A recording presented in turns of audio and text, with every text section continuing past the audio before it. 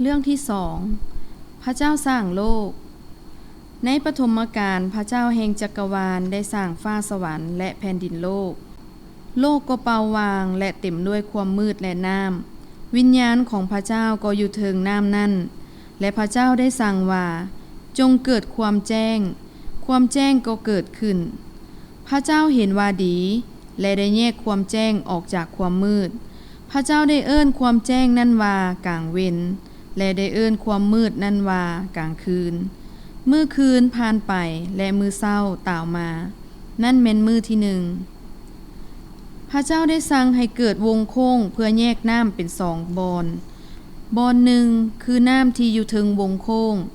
และอีกอันหนึ่งเป็นน้ำที่อยู่ลุ่มและทุกอย่างก็เกิดขึ้นอย่างนั้นพระเจ้าได้เอิ้นวงโค้งที่อยู่เทิงนั่นว่าฟ้ามื้อคืนผ่านไปและมื้อเช้าต่าวมานั่นเป็นมื้อที่สองพระเจ้าได้สร้างน้ำที่อยู่ลุ่มให้ต่าวมาอยู่บอนเดียวกันและให้มีบอนแห้งปรากฏมาและมันก็เป็นอย่างนั้นพระเจ้าได้เอิ้นบอนแห้งว่าแผ่นดินและได้เอิ้นน้ำว่าทะเลพระเจ้าเห็นว่าดีพระเจ้าได้สั่งให้ดินเกิดพืชทุกชนิดทั้งพืชที่มีเม็ดและต้นไม้ที่มีหมากที่มีเม็ดอยู่ในตามแต่ละชนิดของมันพระเจ้าเห็นว่าดีมื้อคืนผ่านไปและมื้อเช้าต่าวมานั่นเป็นมื้อที่สาม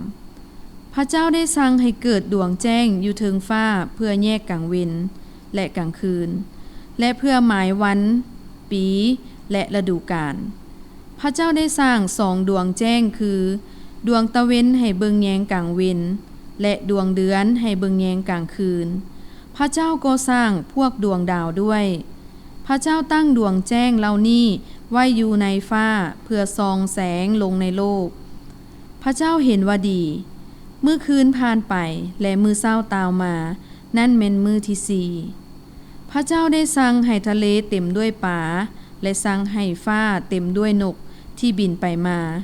พระเจ้าได้สร้างสัตว์ทะเลทั้งใหญ่และน้อยทุกชนิดที่ได้สืบพันธุ์ตามชนิดของมันเองพระเจ้าเห็นว่าดีและได้อวยพรสัตว์ทั้งปวงว่าให้เกิดลูกเป็นทวีคูณจนเต็มทะเลมื้อคืนผ่านไปและมื้อเช้าต่าวมานั่นเป็นมื้อที่ห้าในมื้อที่หกพระเจ้าได้สร้างแผ่นดินให้เกิดสัตว์ทุกชนิดสัตว์ไส้งานสัตว์ป่าและสัตว์ที่เลื้อยคลานไปตามดินพระเจ้าสั่งให้เกิดลูกเป็นทวีคูณจนเต็มแผ่นดินและพระเจ้าเห็นว่าดี